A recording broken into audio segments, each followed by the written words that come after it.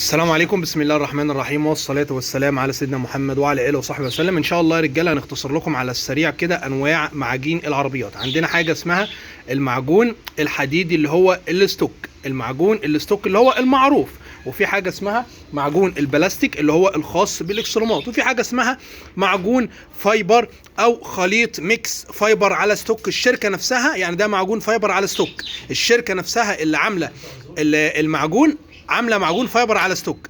وفي ناس بتجيب الفايبر على ستوك وبيخلطوه على بعض، بيدوا تلت فايبر وتلتين ستوك او ربع فايبر وثلاث ارباع ستوك. وفي حاجه اسمها معجون الدوكو اللي هو المعجون الهوائي اللي بينشف بالهواء ده، اللي هو ما بيخش مصلب. الثلاثه دول كل دول بياخدوا الهاردنر بتاعهم اللي هو المصلب. طيب عندنا المعجون الستوك، لا ده خاص، ده المعجونه اللي معانا دي بتنزل على الالومنيوم والصاج المجلفن والحديد وكل حاجه، ده اسمه المعجون الستوك. تمام كده. في شركات بقى عامله معجونه خاصه بالصاج المجلفن، ومعجونه خاصه بالالومنيوم، ومعجونه خاصه بالحديد، وهكذا. ولكن في الغالب المعاجين الخاصه بالصاج المجلفن والالومنيوم بتكون اكيد طبعا تنفع على الحديد، لكن مش كل معجون الحديد ينفع ان هو يتطبق على الالومنيوم او الصاج المجلفن. تمام كده يا رجاله. انت ممكن تشتري دماغك بالقصه دي كلها وتدي ابوكسي على الالومنيوم او الصاج المجلفن وتبدا تمعجن بالمعجون اللي هو اللي بتاع الحديد عادي. وفي عندنا المعجون البلاستيك اللي هو لونه اسود،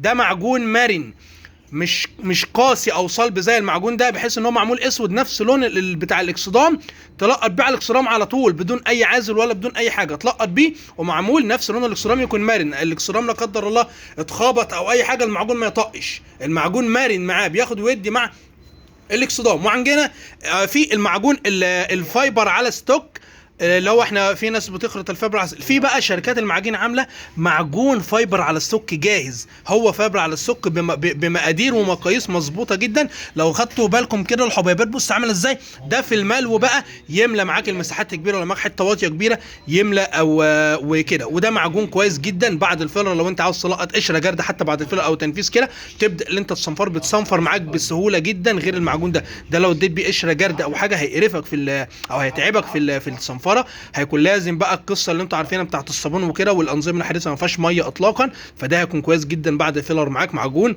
بينشف بدون مصلب، الثلاثه دول بياخدوا المصلب ده من غير مصلب، بينفع ان هو يتصنفر، يكون كويس جدا معاك. اي استفسار اي اضافه سيبها في التعليقات، ان شاء الله هنرد على حضرتك على طول. ما تنسوناش في الدعاء يا رجاله، والسلام عليكم ورحمه الله وبركاته.